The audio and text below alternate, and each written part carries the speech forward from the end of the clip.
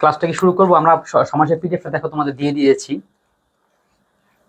সমাজের পিডিএফ এর মধ্যে ও অন্য সব পিডিএফ এর মতনই, অর্থাৎ বেসিক, বোর্ড কোশ্চেন, অনুশীলন এবং পাঁচে পাঁচ নিশ্চিত করার ফাইনাল সিস্টেম। ফজলে নূর পুরানো স্টুডেন্ট না? কেমন নামে মনে হচ্ছে, কিন্তু তারপর চিনতে পারতেছি না খুব ভালোভাবে। হতে পারে কোন ব্যাচের, কত ব্যাচের সেটা একটু মনে করাই দিতে পারো, বা কিভাবে হঠাৎ করে আবার এই পর্যন্ত চলে আসলা সেটা একটু জানাইতে পারো। হ্যাঁ, আস্তে আস্তে সবাই যুক্ত হচ্ছ। আমরা ক্লাসটাকে শুরু করে দিব কিনা।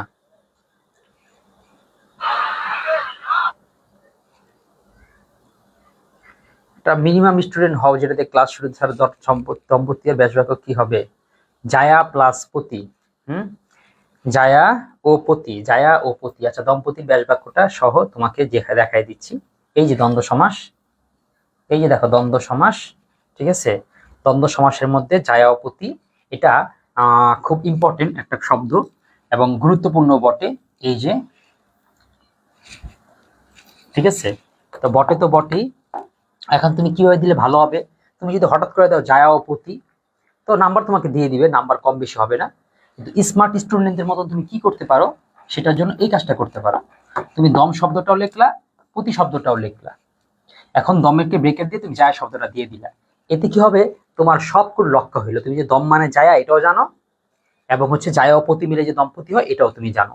দুইটা হবে। এই সিপ 24, আমি এই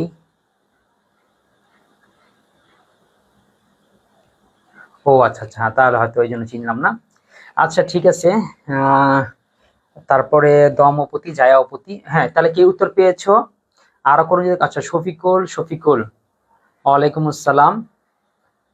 রবিউল আহমেদ নিলয় স্যার, কেমন আছেন?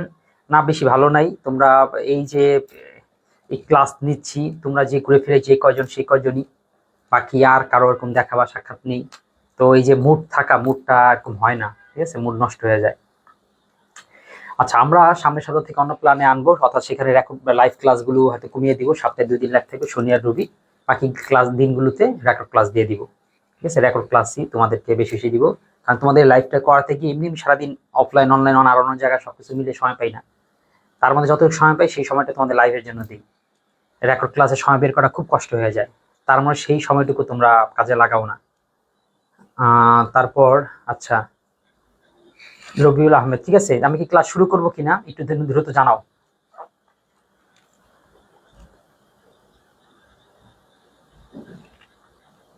তোমরা প্রস্তুত কিনা ক্লাস করার জন্য? তাহলে শুরু করে দিব। আজকে দুইটা টপিকে হতে পারে, একটা হচ্ছে সমাস আর একটা হচ্ছে প্রতিবেদন। যেটা তোমরা বেশি স্বাচ্ছন্দ্য বোধ করো সেটাই নিব।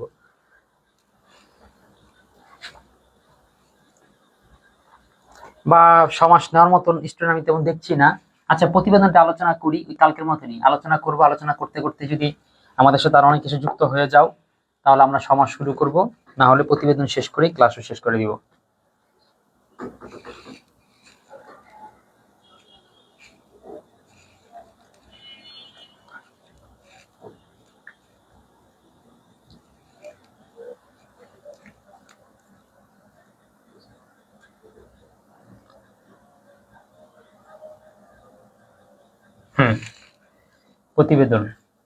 প্রতিবেদনে কিন্তু তোমাদের সমস্যা হয়। হ্যাঁ, কেন? প্রতিবেদন সাধারণ প্রতিবেদন লিখবো না সংবাদপত্রের প্রতিবেদন? ওকে, ঠিক আছে। আচ্ছা, নির্বাক শুরু করে দিল। ওকে, ঠিক আছে, তোমাদের কথাই শুরু করে দিচ্ছি। যাক, তাহলে প্রতিবেদনটা দেখো। সমাস করান স্যার। আচ্ছা, মিষ্টি বলতেছে সমাস করাতে। ঠিক আছে, সমাস করাবো। সমাস করানোর জন্য লাইভে কতজন আমি এটা দেখবো, দেখে তারপর সমাসের দিকে যাব। আপাতত প্রতিবেদনটা আমি করাই, দেখো। আচ্ছা, প্রতিবেদন কি? প্রতিবেদন ইংরেজি হচ্ছে রিপোর্ট। তাহলে আমরা এটা আমাদের জীবনে লাগে, এটা আমাদের, তোমরা এখন আসলে এটা তোমাদের কেন শিখাচ্ছে, এটা শিখে রাখো। তোমরা যখন বাস্তব জীবনে যাবা তখন তোমাদেরকে এই টাস্কগুলো দেওয়া হবে, এই কাজগুলো তোমাদের দেওয়া হবে। কেমন কাজ? তোমাকে বলা হবে যে অফিসে চাকরি করো, প্রতিবেদন জমা দেন। পুলিশে চাকরি করো, আপনি প্রতিবেদন দিন। তারপরে বেসরকারি কোম্পানিতে জব করো, বলে প্রতিবেদন দিন। তো কর্মজীবনে যাওয়ার পরে তোমাকে কোন ধরনের প্রতিবেদন লিখতে হবে, দিতে হবে।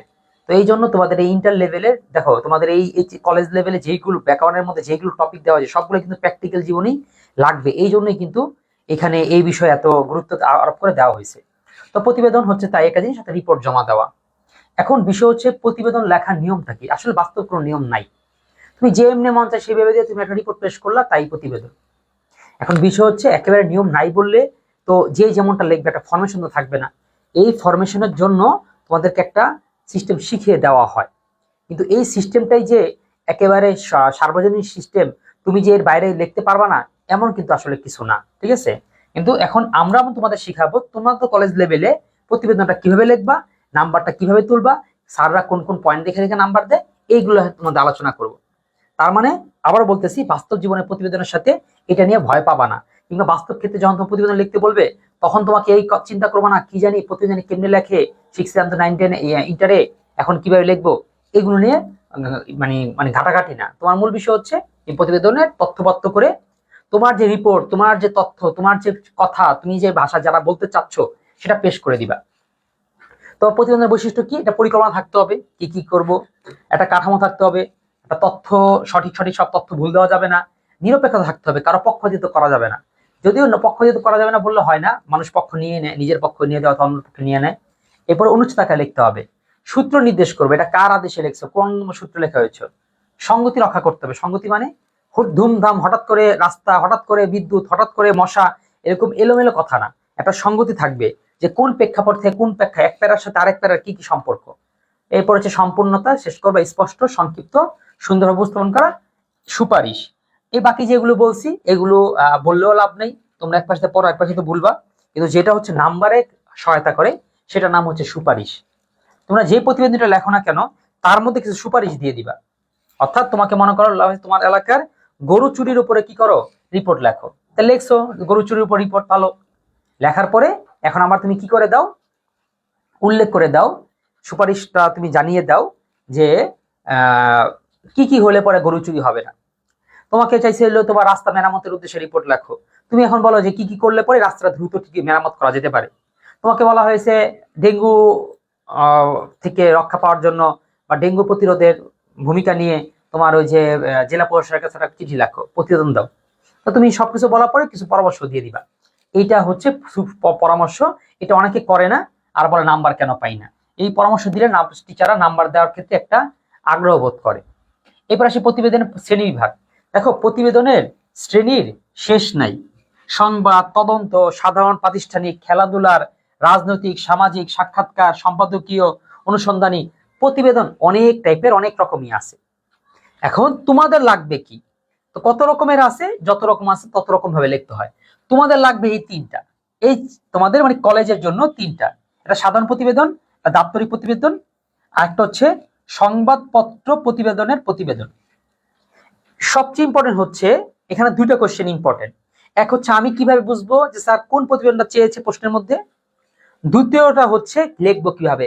প্রতিটা প্রতিবেদন কি নিয়ম একটাই, নাকি কিভাবে বুঝাবো এটা সাধারণ, এটা দাপ্তরিক, এটা হচ্ছে সংবাদপত্রের, এটাই হচ্ছে সবচেয়ে ইম্পর্টেন্ট।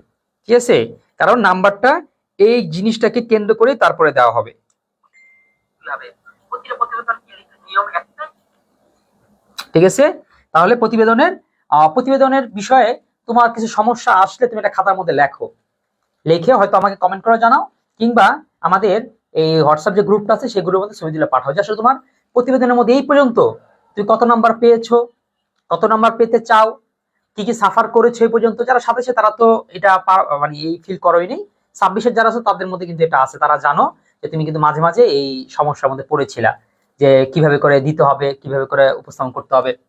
তাহলে দেখো আমি সেটাই দেখাচ্ছি, এবং এটা আমরা আমাদের নোটের মধ্যে যেভাবে করেছি তুমি আর কোনো বই, পুস্তক, গাইড, নোটের মধ্যে কিন্তু এভাবে পাবা না। এই যে দেখো পাশাপাশি তিনটা প্রতিবেদন তোমার সামনে করে রাখা, যে কোনটাকে কোন স্টাইলে কিভাবে লিখতে হবে। তাহলে দেখতে পাচ্ছ যে সাধারণ প্রতিবেদন, তারপরে সংবাদপত্র প্রতিবেদন, এই আর আবেদনপত্র প্রতিবেদন, তিনটার মধ্যে পার্থক্য হচ্ছে এখানে কিছু লিখতে হচ্ছে না, এখানে কিছু লিখতে হচ্ছে না, এখানে টেক্সটটা জিনিস আছে। অর্থাৎ এই জায়গার পর থেকে সবারটাই একই রকম, এই দেখছো সবারটাই একটা ছকের মধ্যে প্রতিবেদনের ধরন, সময়, তারিখ, তারপর হচ্ছে স্থান, শিরোনাম সবকিছু একটা লিখে তারপর প্রতিবেদনটা শুরু করতে হয়। আর আবেদনপত্র বা দাপ্তরিক প্রতিবেদনের ক্ষেত্রে একটা এক্সট্রা করে আবেদনপত্র লিখতে হয়। এটা আবার কি জিনিস, এটা আবার কিভাবে লেখে, এটা আলাদা কিছু না। তোমরা যে আবেদনপত্র লেখো না বরাবর, প্রধান শিক্ষক আবেদনপত্র লেখো, সে একটা এক্সট্রা করে একটা আবেদনপত্র লিখে তারপরে প্রতিবেদন লিখতে হবে। তার মানে আমরা আবার একটা কথাটা বলি, প্রতিবেদন 3 রকম, সাধারণ মানে প্রতিবেদন 3 রকম না, প্রতিবেদন রকম অনেক রকম।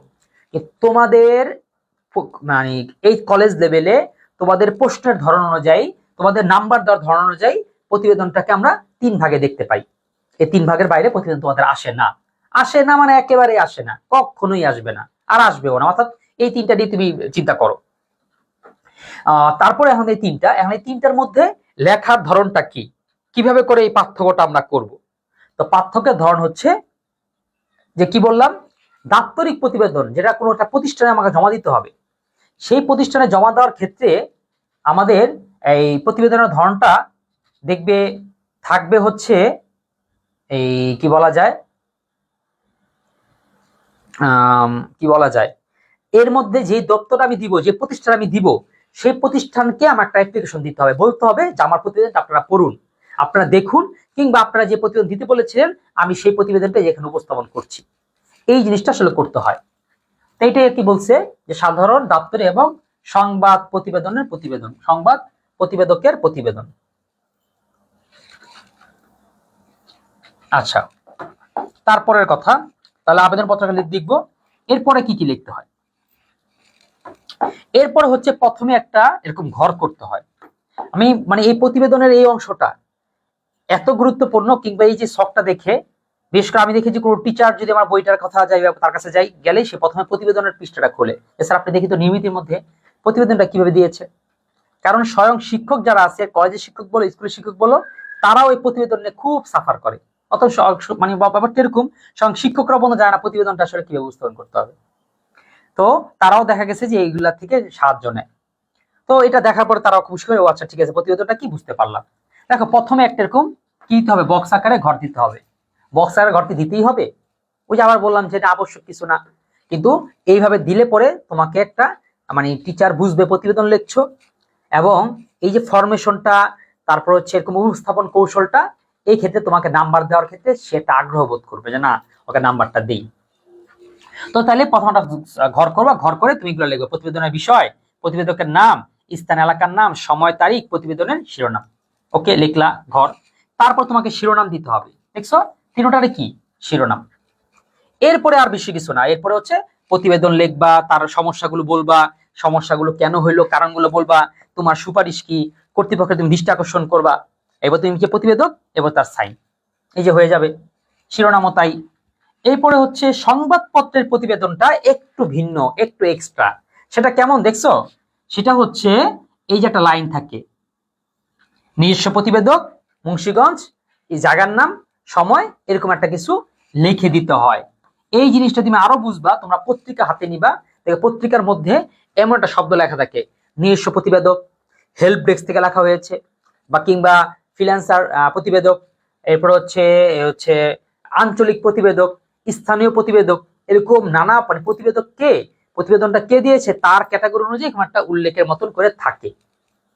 তো তোমাকে সংবাদপত্র প্রতিবেদনের ক্ষেত্রে এমন জিনিসটা লিখে দিতে হবে। লিখে তারপর বাকি যে কথা আছে সবগুলো একই। এখানে আমরা দেখো মূল প্রতিবেদন, ভূমিকা, সমস্যা বিবরণ, সমস্যা কারণ, সুপারিশ, মন্তব্য, এটা ব্লার করে দিয়েছি।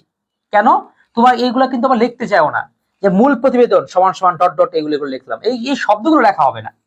তুমি ভিতরে কি লিখবা তার একটা আইডিয়া আমরা দিয়ে দিলাম, যে তুমি প্রতিবেদনের মধ্যে তোমার যে বিষয়টা কি নিয়ে প্রতিবেদন লিখছো, কেন লিখতেছো, সমস্যাটা কি কি, সমস্যাটা কিভাবে সমাধান করতে পারে, কর্তৃপক্ষ এই ক্ষেত্রে কি কি বিবেচনা নিতে পারে, এইগুলো হচ্ছে এখানে উল্লেখ করতে হবে।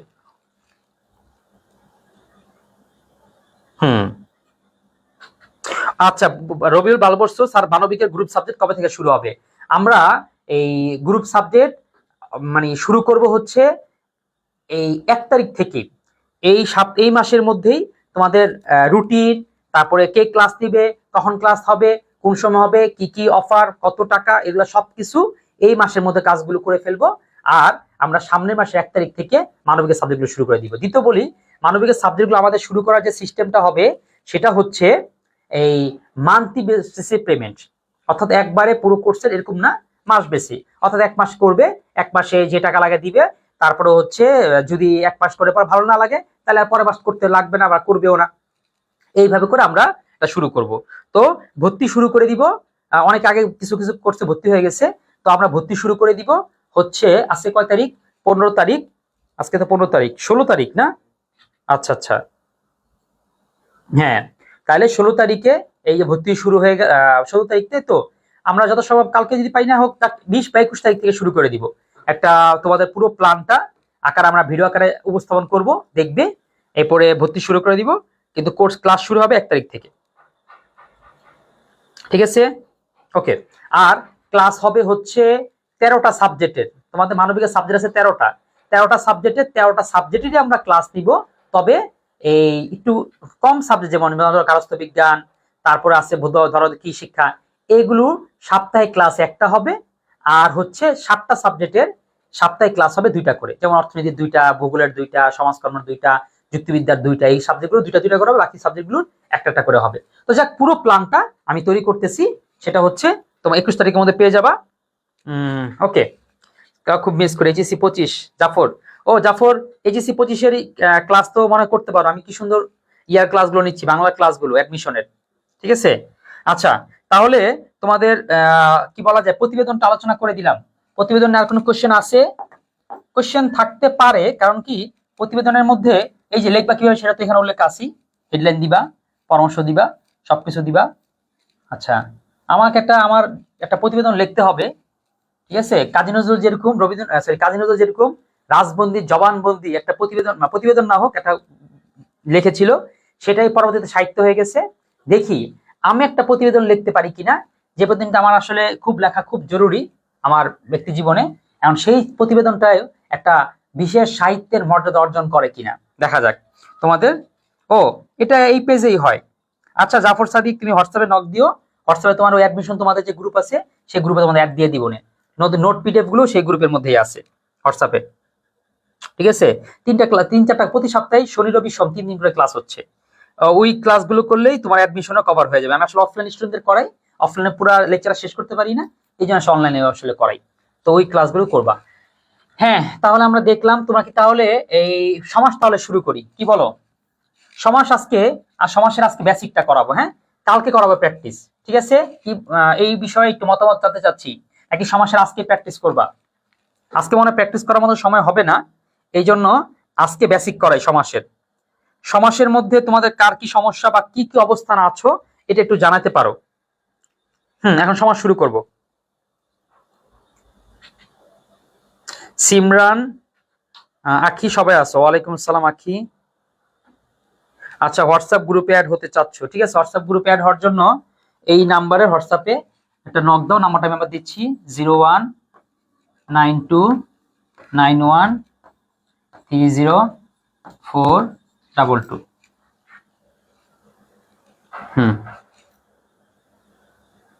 বেসিক, আচ্ছা ঠিক আছে।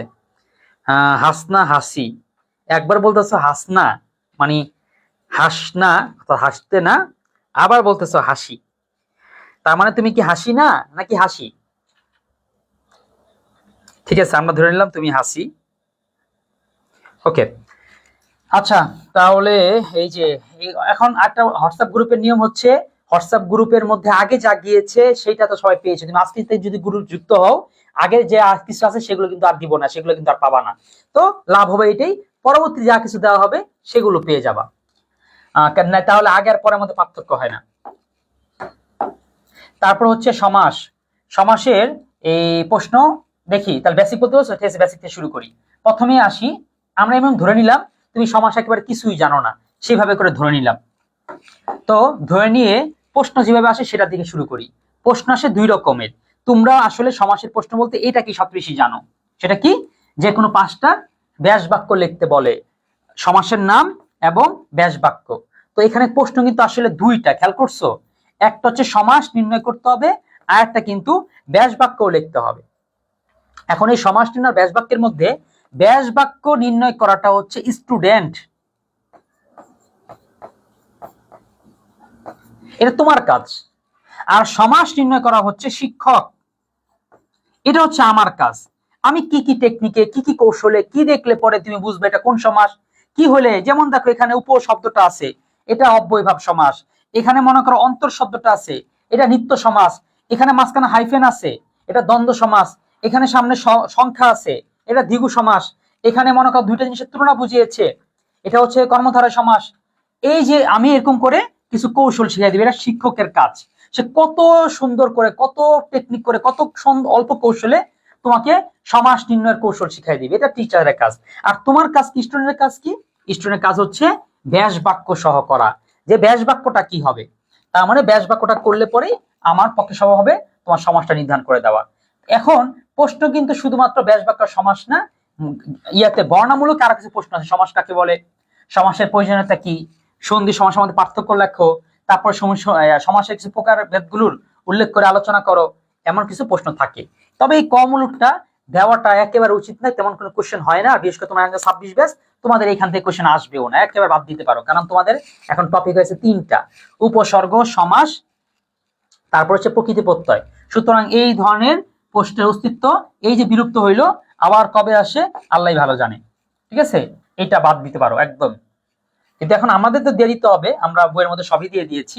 এখন উত্তর করবা কিভাবে? উত্তর করতে হবে এইভাবে, যে শব্দগুলো 8টা আছে, 8টার মধ্যে দেখছো সব কিন্তু পাওয়া লাগবে না, তুমি যেই 5টা পারতেছো সে 5টা পারলেই হয়েছে। তার মানে সমাসে তোমাকে 100-তে 100 হাফেজ হইতে হবে না, দুনিয়ার সব সমাস তোমার জানতে হবে না। অনেকেই চিন্তাটা করে আমি দুনিয়ার সব সমাস শিখে ফেলবো, নো, দরকার নাই। তুমি আইডিয়া নাও, তুমি ধারণা নাও, তুমি টুকটাক করে 80% শব্দ দেখলে বলতে যদি পারো কোন সমাস, তাইলেই চলবে। তুমি 8টার মধ্যে 5টা পারলে তাইলে হয়েছে, তুমি 5-এ 5 পাইলেই হয়েছে।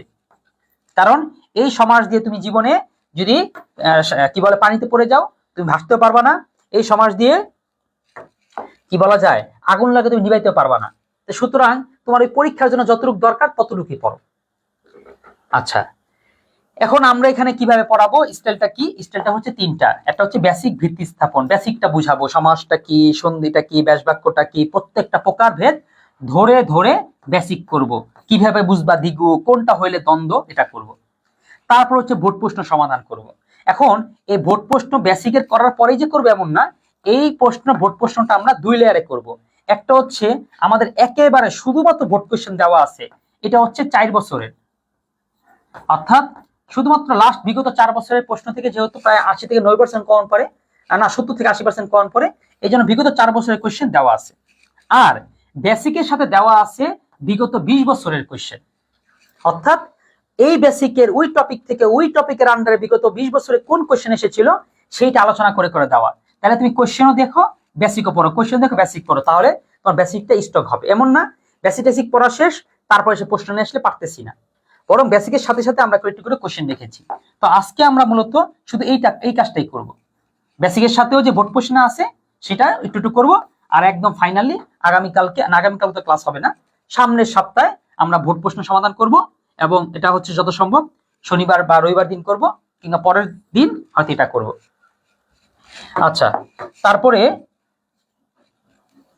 আর সামনের সপ্তাহ থেকে ক্লাস হবে 2 দিন, শনি আর রবি, কারণ তোমাদের মানবিকের সাবজেক্টগুলো শুরু হতে যাচ্ছে। এই জন্য আমাদের বাংলা ক্লাস এতগুলো দিন লাইভ নেওয়া সম্ভব হবে না, কারণ মানবিকের সাবজেক্ট যদি 13টা হয় প্রতিদিন, আরো অনেকগুলো করে লাইভ নিতে হবে। ঠিক আছে, এই জন্য এটা সম্ভব হবে না, কারণ মানবিকের সাবজেক্টের ভূগোল, যুক্তিবিদ্যা, মনোবিজ্ঞান অনেক স্টুডেন্টরাই এই সাবজেক্টগুলো করতে চাচ্ছে। এই জন্য আমাদের ওইখানেও সময় দিতে হবে। আচ্ছা, এবার আসি সমাস কাকে বলে। তাহলে আমি তো ঠিক আছি তো, আমি এইভাবে করে চিন্তা করে পড়াচ্ছি যে সমাস সম্পর্কে তোমরা কিছুই জানো না, এই তো বেসিক করো। আচ্ছা, সবাই বেসিক করতেছো, ঠিক আছে। সমাস কাকে বলে? বাক্যের মধ্যে পরস্পর সম্পর্কিত একাধিক পদের এক শব্দে পরিণত হওয়াকে সমাস বলে। মানে অনেকগুলো পদ একটা শব্দে পরিণত হয়ে যায়। যেমন মনে করো কপোতের ন্যায় অক্ষিজার নাম হইছে কপোতাক্ষ। মানে দেখো, এখন তুমি মনে করো হোয়াটসঅ্যাপে কারো নিকনেম দিবা, ঠিক আছে, ওরে আমার বাবু গো, এখন তুমি তার নিকনেম দিবে, এত বড় নামটা দিলে দেখো হোয়াটসঅ্যাপও কিন্তু লিমিটেশন করে দেয় যে ভাই এত বড় নাম দেওয়া যাবে না, ছোট নাম দেন, ছোট নাম দেন। এখন তুমি তারে রাখছ বা আরো ধনায় তোমাকে চাই, এত বড় একটা নাম দেও, তাহলে সেও তোমার অশিক্ষিত বলবে এবং সে তোমার হোয়াটসঅ্যাপেও জায়গা দিবে না। তুমি যদি তার নামটা সংক্ষেপে লেখো আরাধ্য, দেখছো? তাইলে বলবো ওয়াফ কি রোমান্টিক, সে ছোট্ট করে আমার নাম লিখছে। জিজ্ঞেস করবো আরাধ্য মানে কি, তাহলে বলবা যে ইয়াসিন আকিব স্যারের ব্যাকরণ ক্লাস করো, সে তোমাকে শিখাই দিবে যে এত বিশাল বড় শব্দটাকে কিভাবে সংক্ষেপ করতে হয়। আরাধ্য মানে হচ্ছে আরাধনায় তোমাকে চাই। তার মানে দেখো, এই যে ছোট্ট সংক্ষেপণ করতে পারা কত বড় একটা গুরুত্বপূর্ণ কাজ না, যে আমি বিশাল বড় একটা কথাটাকে ছোট্ট করে ফেললাম, ছোট একটা শব্দের মধ্যে উপস্থাপন করলাম। তাহলে সমাস হচ্ছে এইটাই, আমাদের বাস্তব জীবনে সমাসটা এই কাজেই লাগে। যেমন একটা নদীর নাম হচ্ছে কপোতাক্ষ, এই নাম না হয়ে নদীর নাম হয়তো কপোতের ন্যায় অক্ষিজাত, এই নাম যদি হইতো শুনতে কেমন লাগতো। আবার কত মায়া এবং কত একটা মেসেজ আছে এই শব্দটার মধ্যে। কপোতাক্ষ নদ বলতে বোঝাচ্ছে নদীর পানিটা কবুতরের চোখের মতন ঢলঢলা, কবুতরের চোখের মতন চমৎকার এবং সুন্দর, স্বচ্ছ, এই বিষয়টাই কি সেখানে বোঝাচ্ছে।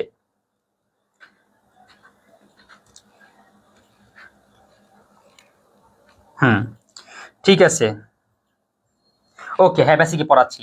তার মানে আমরা সমাজটা কি সেটা কি বুঝতে পারলাম কিনা। যেমন পরীক্ষা সময়ের নিয়ন্ত্রক, পরীক্ষার সময় সংক্রান্ত সূচি ও স্কুল কলেজে পাঠানোর নির্দেশ দিয়েছেন। এই বাক্যটাকে আমরা লিখতে পারি পরীক্ষা নিয়ন্ত্রক পরীক্ষার সময়সূচি স্কুল কলেজে পাঠানোর নির্দেশ দিয়েছেন। তাহলে এই যে পরীক্ষা সমূহের নিয়ন্ত্রক হয়ে গেছে কি পরীক্ষা নিয়ন্ত্রক, পরীক্ষার সময় সংক্রান্ত সূচি পরীক্ষা বা সময়সূচি, স্কুল ও কলেজের হয়েছে কি স্কুল কলেজে। এটাই হচ্ছে সমাস। তাহলে সমাসটা কি সেটা চিনতে পারলাম। সমাসের বিভিন্ন বিশ্লেষণ, প্রত্যয় বলতে সম প্লাস অস, সন্ধিতে সম প্লাস আস, সমান মানে সম প্লাস এক, আস মানে হওয়া, মানে সমান সমান অনেকগুলো শব্দকে একটা পদে হওয়ার নামই হচ্ছে সমাস। তাহলে একাধিক পদগুলো এক পদে হওয়ার নাম হচ্ছে সমাস। সমাসের বৈশিষ্ট্য হচ্ছে সমস্ত পদ সাধারণত এক শব্দ হিসেবে দেখা হয়, উচ্চারণ বা অর্থের বিভ্রান্তি ঘটার আশঙ্কা কিছু ক্ষেত্রে পুরোপদ ও পরপদের নাম মাঝখানে লেখা হয়, কিছু ক্ষেত্রে পুরোপদ ও পরপদকে আলাদা করে লেখা হয়। ঠিক আছে, দেখলাম। এবার আসো সমাসের প্রয়োজনীয়তা। সমাসের প্রয়োজনীয়তা হচ্ছে ভাষা সংক্ষিপ্তকরণ। সমাস ভাষাকে সংক্ষেপ করে, নতুন শব্দ গঠন করে, ভাষার শ্রুতিমধুরতা বৃদ্ধি করে, এরপরে তুলনা করে। যেমন ওই যে কাজল কালো, মানে তোমার কাজলগুলো চোখের মতন কালো না, সরি, তোমার চোখটা কাজলের মতন কালো, এরকম ধরে তুলনা দেয়। তা তুলনা দিতেও কি করে সহায়তা করে। পারিভাষিক শব্দ তৈরি করে, যেমন ত্রিফলা। ত্রিফলা মানে কি তিন ফলের সমাহার। এই যে এগুলো যা পড়াচ্ছি এগুলো জাস্ট বুঝো, যদি কেউ না বুঝে থাকো তাহলে সমস্যা নেই, তাকে আর বোঝানো দরকার নেই, কারণ এগুলোতে প্রশ্ন আসবে না। এটা বুঝলে তোমার একটু বেসিকটা ক্লিয়ার হবে, এইটুকু লাভ। এইবার এখন একটা জিনিস পড়াবো, এই জায়গার মধ্যে একটু বুঝতে হবে। এখান থেকে প্রশ্ন তো আসবে না, কিন্তু বুঝতে আসলে হবে, কারণ এটা না বুঝলে তুমি আরো অনেকগুলো ভাষা বুঝবা না, মানে আরো অনেকগুলো টপিক যে বুঝাবো তখন বুঝতে পারবা না, এই জন্য এটা বুঝতে হবে। আবার প্রশ্ন যে আসবে না এমন না, প্রশ্ন আসবে অ্যাডমিশন পর্যায়ে, তোমার হাতে ইন্টার পর্যায়ে আসবে না। তো দেখো কেমন জিনিসটা কি, এই যে দেখো একটা শব্দ উর্ণ নাভ, এটা ভাঙলে কি হয় উর্ণ নাভিতে যার। তাহলে উর্ণ নাভ খেয়াল করে দেখতেছো, এটাকে কি বলবে উর্ণ নাভিতে যার, এটাতে কি বলবে, তা কি বলবে। এই শব্দগুলো যখন প্রশ্ন আসে তখন তোমরা একটু ভেবাচাকা খেয়ে যাও। আচ্ছা ব্যাস বাক্য জানি কোনটা, আচ্ছা সমস্ত পদ জানি কোনটা, সমস্যমান পদ জানি কোনটা, একটু সমস্যা হয়। এখন জিনিসটা আমি যেটা করব সেটা তোমাদের খাওয়াই দেওয়ার চেষ্টা করব, যে তুমি কিভাবে বুঝে ফেলবা যে কোনটা আসলে কোন পদ। তুমি খেয়াল করে দেখো, এখানে শব্দ আছে বাক্য, কি লেখা দেখছো, একটা শব্দ বাক্য লেখা। তাহলে এখন বলো তো এটা কি বাক্য নাকি এটা বাক্য, এটার তো অনেকগুলো শব্দ আছে, এটা তো বাক্য। তাহলে তুমি ব্যাস বাক্য বলো বা সমাস বাক্য বলো বা বিগ্রহ বাক্য বলো, এইটাকে বলবা যেটা মধ্যে ভেঙে দেখানো হয়েছে সেটা হচ্ছে বাক্য। আর যেটা দুইটাকে একসাথে করে রাখা হয়েছে তার নাম দিবা সমস্ত বা নিষ্পন্ন পদ। ঠিক আছে, ওকে, দুইটা গেল। এরপর দেখবা যতগুলো সমাস আছে সমাসগুলোর মধ্যে এরকম দুইটা করে শব্দ, একটার নাম হয় পূর্বপদ আর একটার নাম হয় পরপদ। সমাস তাহলে কটা করে শব্দ হবে, এরকম করে দুইটা করে শব্দ হবে। এবং বাক্যগুলোর মধ্যে যে শব্দগুলো হবে সেই শব্দগুলো কয়টা করে হবে, তিনটা শব্দ। যেমন দেখো এটা সমস্যমান পদ, সমস্যমান পদ, সমস্যমান পদ। ঠিক আছে, তার মানে পূর্বপদ, পরপদ, সমস্যমান পদ, সমাস নিষ্পন্ন পদ, সমস্ত পদ চিনতে পেরেছো কিনা। চিনতে পারলেই হয়েছে, বা যদি মুখস্থ না হয় তাহলে সমস্যা নেই, এটা মুখস্থ করার কিছু না। এটা সিচুয়েশনালে যখন জিজ্ঞাসা করতে হবে তখন তোমাকে লজিক খাটিয়ে মনে রাখার চেষ্টা করবা। তো একটা জিনিস দেখলাম সেটা হচ্ছে তোমরা কেউ এখন মধ্যে একটা প্রশ্ন করো নাই, সেটা হচ্ছে পূর্ণ নাভ জিনিসটা আসলে কি, ঠিক আছে? এই প্রশ্নটা কেউ করনি। এই ধরনের প্রশ্ন না করলে তুমি আসলে সামনে আগাতে পারবা না। যে কোনো পড়ার মধ্যে তোমাকে আগে মানে অনুধাবন করার শক্তিটা আগে বেশি অর্জন করতে হবে, যে কোনো পড়ার ক্ষেত্রে। এই জিনিসটাকে দেখো অর্জন করতে পারো কিনা, না হলে কঠিন হয়ে যাবে। তাহলে দেখো এই যে এই আচ্ছা অর্থ জিজ্ঞাসা করে, যে অর্থ যেহেতু জিজ্ঞাসা করো না, আমি তাহলে এটা বললাম না, সামনের দিকে আগেই। এরপরে সমাস আর সন্ধির মধ্যে পার্থক্য কিছু না, এটা পড়ার চেষ্টা করবা, রিটেনে কাজে লাগবে।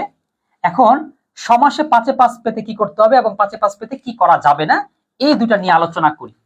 হ্যাঁ, এটাও খুব গুরুত্বপূর্ণ বটে। প্রথমে হচ্ছে বেসিকের গুরুত্বটা দিবা। তোমরা অনেকেই কি করো, বারবার দেখো যেহেতু ভোট কোশ্চেন থেকে যেহেতু কমন পড়ে, তাহলে বোর্ড কোশ্চেনই পড়বো। এই জন্য বারবার সে ভোট কোশ্চেন পড়ে, ভোট কোশ্চেন পড়ে, ভোট কোশ্চেন পড়তে থাকে সে ফার্স্ট ইয়ার থেকে শুরু করে লাস্ট ইয়ার পর্যন্ত বালি ভোট কোশ্চেনই পড়ে। যখনই কলেজ পরীক্ষা আসে, পরীক্ষার সময় তাড়াতাড়ি থাকে, তাড়াতাড়ি করে কালকে পরীক্ষা দিতে হবে, কোনো পাস করতে হবে, এই জন্য বেসিক পড়ার সময় নেই, ভোট কোশ্চেন গুলো পড়ে ফেলে। এরকম বারবার খালি ভোট কোশ্চেনই পড়ে, বেসিক আর পড়া হয় না, এই জন্য তার 5-5 আর পাওয়া হয় না। ওই যে ঘাটতিটা থেকে যায়, ঘাটতিটা আজীবন থেকেই যায়। তাইলে কি করতে হবে, বেসিকটাকে একবার হলো কষ্ট করে বেসিকটা ধরে ফেলতে হবে। বেসিক যদি একবার হয়ে যায়, তাহলে ভোট কোশ্চেন পড়তেও ইজি, পড়তে মজা, তখন সে পারতেছে, তখন তার হচ্ছে, তখন সে বুঝবে কোনটা কি হবে। আর ভোট কোশ্চেন বেসিক না পড়ে ভোট কোশ্চেন করলে এক পাশ দিয়ে পড়ে, আরেক পাশ দিয়ে ভুলে, একটা পড়ে ওই একটাই পারে, আর যেটা মানে না হয় সেটা পারে না। আর বেসিক সব পড়লে কি হয়, ওইটার ক্যাটাগরিতে যতগুলো আছে সবগুলো একসাথে পড়া হয়ে যায়, এই লাভটা হয়। 2 হচ্ছে অনুশীলন করা, কারণ অনেক পড়লেও না কাজ হয় না, তোমাকে বারবার অনুশীলন করতে হবে। তুমি যে বারবার পারতেছো কিনা সেই প্র্যাকটিসটা আসলে করতে হবে। দ্বিতীয় হচ্ছে অর্থ জানা। এই যে দেখছো, অর্থ জানা, শব্দ গঠন জানা। অনেক সময় কি হয়, সমাসটা যে কোন সমাস একটা কনফিউশন তৈরি হয়ে যায়। যেমন কাঁচা মিঠা, এটাকে কর্মধারয় বলতেছে, কেউ কেউ দ্বন্দ্ব বলতেছে। তারপরে মনে করো তেমাথা, এটাকে সংখ্যাবাচক বহুব্রী বলতেছে, আবার এটা দ্বন্দ্ব সমাসও হচ্ছে। তাহলে এই কনফিউশন গুলো দূর কিভাবে করব? হাত ঘড়ি, হাতে পড়ার ঘড়ি, তাহলে মধ্যপদ কর্মধারয়। আর যদি হাতের ঘড়ি হয় তাহলে হয় হচ্ছে তৎপুরুষ। কিভাবে বুঝবো? কচু কাটা, কচুকে কাটা করলে হয় তৎপুরুষ, আর কচুন্নে কাটা করলে হয় কর্মধারয়। তাহলে কনফিউশন তো আছেই, কিভাবে দূর হবে? এইগুলোর উত্তর হচ্ছে অর্থের মধ্যে। তুমি যদি শব্দের অর্থটা জানো, তাহলে অর্থ তোমাকে বলে দিবে যে আরে বোকা, এটা কিভাবে দ্বন্দ্ব সমাস হয়, এটা তো জোড়া হয় নাই, আর এটা তো কর্মধার হবে, এটা তুলনা বুঝায় নেই, এটা ব্যাসবাক্য তো এটাই হবে। এটা তোমাকে অর্থ তোমাকে কি করবে, ডাইভার্ট করবে। যেমন পূর্ণ নাভিতে যার, এটা তুমি অর্থ বুঝো নাই, প্রশ্ন করো নাই, জানো না, কোনদিন জানবাও না, দেখবে পরীক্ষা আসলে পারবাও না। যে এটা অর্থ জানছে সে ইয়ার সাথে মিলে ফেলতে পারবে। আচ্ছা, যেহেতু আহমেদ রাজু জিজ্ঞেস করছে স্যার অনুনাদ কি, তাহলে বলি অনুনাদ জিনিসটা কি, তাহলে এখন তুমি পারবা। আচ্ছা, এর আগে বলে রাখি, বহুব্রী সমাস হচ্ছে, আবার বলবো এখন জাস্ট একটু বোঝানোর জন্য যে কিভাবে করে অর্থ তোমার কাজে লাগতেছে। পূর্ণ নাভিতে যার, পূর্ণ মানে হচ্ছে নাভি, সরি পূর্ণ মানে হচ্ছে সুতা, নাভি মানে তো নাভি। এখন যার নাভিতে সুতা, এখন বলো কার নাভিতে সুতা, কার নাভির মধ্যে সুতা দেখতে পাওয়া যায়। এখন তোমরা কারো নাভিতে সুতা দেখো নাই, এবং এটা নাভি এবং সুতা একটা কেউ বুঝাচ্ছে না, এইটা বুঝাচ্ছে মাকড়সাকে, ঠিক আছে? কারণ মাকড়সার মানে ওই নাভি দিয়ে এক ধরনের কষের মতন বের হয়, সেই কষটা দিয়ে ও কি করে জালের মতন বনে, ঠিক আছে? এই জন্যই ওকে বলা হয় উর্ণ নাভ। বুঝতে পেরেছো? এই দেখো অর্থ তুমি জানতে পেরেছো, তখন তুমি বুঝতে এটা বহুব্রী। কিভাবে জানো? কারণ বহুব্রী হচ্ছে সেই সমাস যেটা দুইটা শব্দে একটা প্রধান না হয়ে অন্য শব্দ প্রধান হয়। অর্থাৎ এখানে উর্ণ, অর্থাৎ কোন সুতাকেও অনুনাভ বলে না, নাভি কোন নাভিকে অনুনাভ বলে না, বলে হচ্ছে মাকড়সাকে। এই যে যেই সমাসের অন্য পদ প্রধান সেগুলো হচ্ছে বহুব্রী সমাস। এখন কোনটা অন্য পদ প্রধান হয়েছে এটা বুঝবা কিভাবে যদি অর্থ না জানো? এই জন্য বলতেছি বেসিকে 5-5 পাওয়ার জন্য তোমাকে এই 3টা কাজ করতে হবে। বেসিক জানবা, অনুশীলন করবা এবং অর্থ সহ জানবা। দ্বিতীয় হচ্ছে কি কাজ 5-5 পাওয়ার জন্য কোন কাজগুলো করা যাবে না। 1 নম্বর কাজ হচ্ছে কঠিন মনে করা। অনেকে আমি দেখি একেবারে পরীক্ষা চলে আসছে, এই ধরো পরীক্ষার আগের রাতে জিজ্ঞাসা করে স্যার সমাজটা একটু বেসিক বুঝাই দেন। চিন্তা করো কত মানে দুর্ভাগা স্টুডেন্টও পৃথিবীতে থাকে। তাহলে এই যে কঠিন যে মনে করা, পাস পেতে যে মানে এই কঠিন মনে করাটা যাবে না।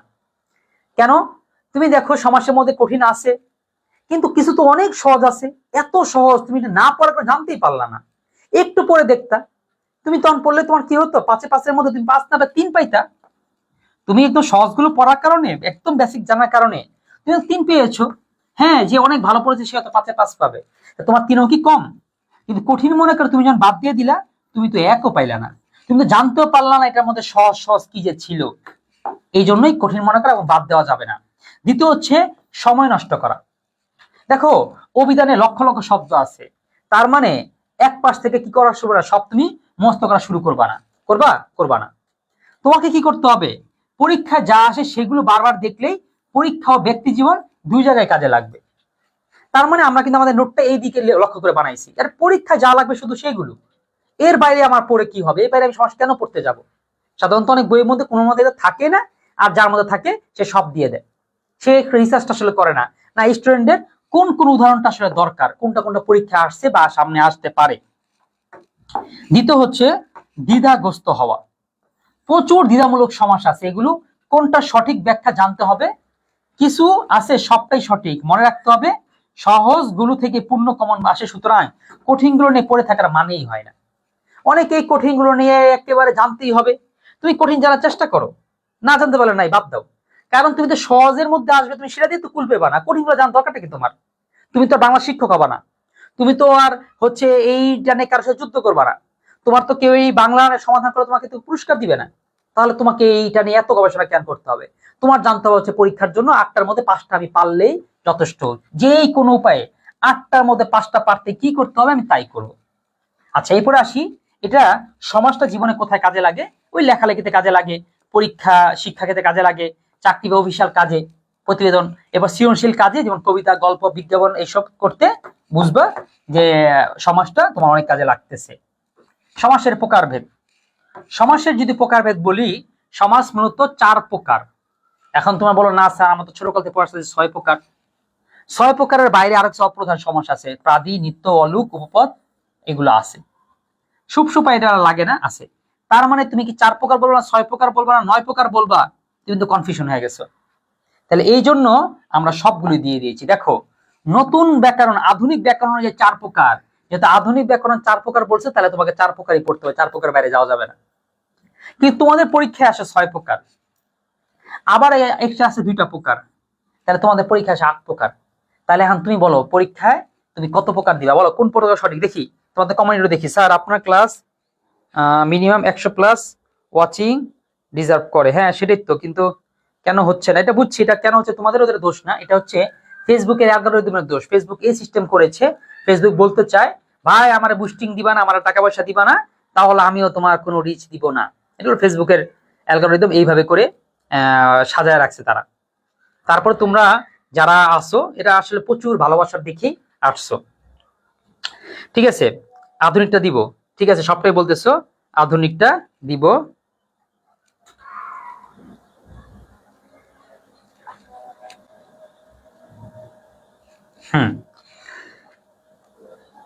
আচ্ছা, না তোমার কোনো প্রকার দেওয়ার দরকারই নেই, 4 প্রকার না 5 প্রকার, এই জন্য তুমি কি করবা, তোমার পরীক্ষায় তো আসবে প্রকারের নামটা লেখো, তুমি প্রত্যেকটা প্রকার চিনা ফেলাইবা। তার মানে অপরাধী কি 3 জন না 5 জন না 50 জন, তোমার সেটা জানার দরকার নেই। তুমি জানো কি দোষ করলে সে ছিনতাইকারী, কি হলে সে ডাকাত, কি হলে সে অপহরণকারী, কি হলে সে চোর, তুমি সেটা চিনো। অপরাধী 3 জন না 5 জন, এই সংখ্যাতে লাভ নাই। আচ্ছা, তো এইটা গেল। তারপরে আসি সমাস নির্ণয়ের যে কৌশলটা। দেখো, সমাস নির্ণয়ের কৌশল আছে 2টা। একটা আছে আসল কৌশল, যেটা যারা এই সমাস বানিয়েছে, যারা তোমাদেরকে সমাস পড়তে দিয়েছে, যেই ভাষাবিদ ব্যাকরণবিদ, তারা যেই কৌশলটা নির্ণয় করে এবং তোমাদের প্রশ্নটা যার উপর ডিপেন্ড করা হয়, সে একটা কৌশল আছে। আমি তোমাদের সেই কৌশলটা রাখছি, এটা আসলে আসল কৌশল, কিন্তু সেই কৌশল তোমাদের কাজে লাগে। ঠিক আছে, আজকে পর্যন্ত থাকুক, বুঝছো? আগামী ক্লাসে, আজকে ওই যে শর্ট সার্কিট হয়েছিল, শর্ট সার্কিট হওয়াতে সবকিছু বন্ধ বন্ধ হয়ে গেছিল। আমাদের আবার নিশ্চয়ই পরের ক্লাসে দেখা হবে। হ্যাঁ ওকে, আর সামনের সপ্তাহে আবার শনি রবিবার দিন নিয়মিত ক্লাস লাইভ হতে থাকবে। আর হচ্ছে এই তো মানবিকের ক্লাসগুলো মানবিকার পেজে, আমি তো বাংলা বিদ্যা বা বাংলা মেন্টর এই ক্লাস নিচ্ছি, তো সামনের মাস থেকে মানবিকানের ক্লাসগুলো শুরু হয়ে যাবে। তো তোমাদের সবাইকে ধন্যবাদ জানিয়ে এখানে শেষ করতেছি। আসসালামু আলাইকুম।